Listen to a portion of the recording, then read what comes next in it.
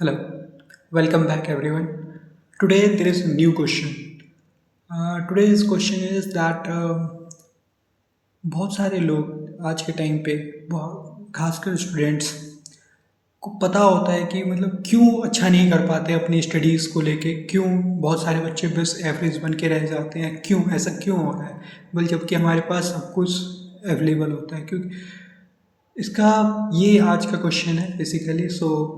जो मेरा एक्सपीरियंस रहा है कि इस क्वेश्चन का क्या आंसर हो सकता है मेरे पॉइंट ऑफ व्यू से, वो ये है कि बेसिकली जो मैंने ऑब्जर्व करा है और खुद में वो गलतियाँ करी भी है, वो ये है कि यार आज के टाइम पे ना सबको सब कुछ अवेलेबल है, सारे रिसोर्सेज अवेलेबल है, चाहे वो हर बेटर से बेटर रिसोर्सेज अवेलेबल है। आपको पता है कि इसका बेटर एजुकेटर कौन है, यूट्यूब पे, टेलीग्राम, हर जगह रिसोर्स अवेलेबल है पूरा।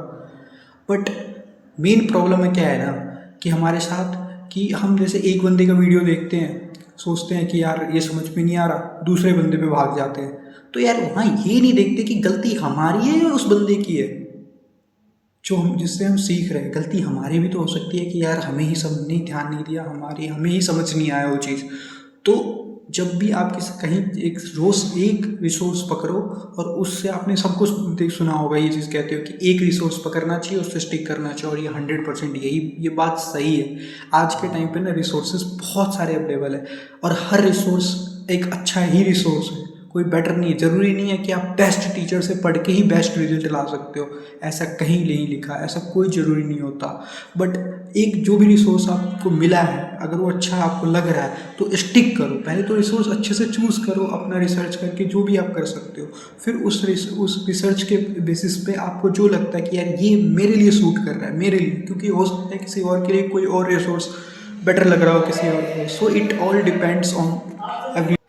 So whichever resource you find that you figured out that this is the best for me, so after that try to stick with that, and आप उसको बस follow करें। क्योंकि एक रिसोर्स से जब आप स्टिक करते हो ना, तो आपको उससे पहले क्या करना होता है, जिस भी रिसोर्स पे आप स्टिक किया है, आपको उस पर ट्रस्ट करना होगा।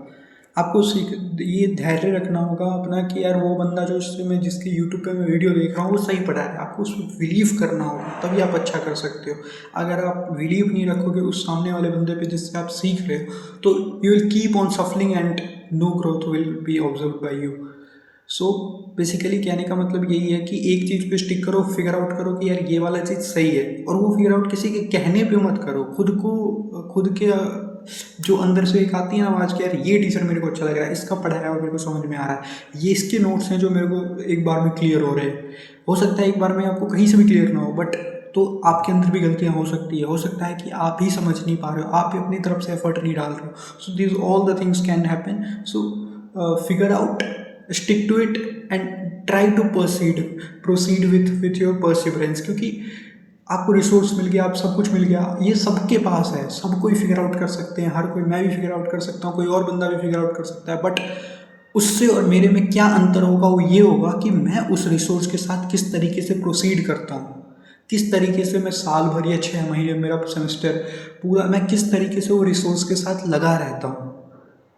मैं भी उसी की तरह कीप्स ऑन सफलिंग, और should I stick?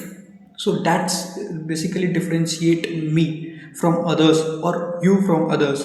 So उसके उसके साथ अपनी परसिवरेंस दिखानी है, अपनी डिसिप्लिन रखनी है, क्योंकि आज के टाइम पे भी जो बेसिक चीज़ें होती है ना वो कभी नहीं बदलती। जो बेसिक फाउंडेशन होता है वो हमेशा सेम रहता है, हर किसी के लिए सेम रहता है।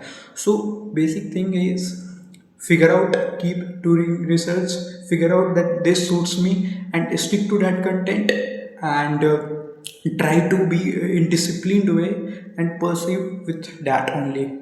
So always try to believe in you that मैं कर दूंगा यार, तो हो जाता है।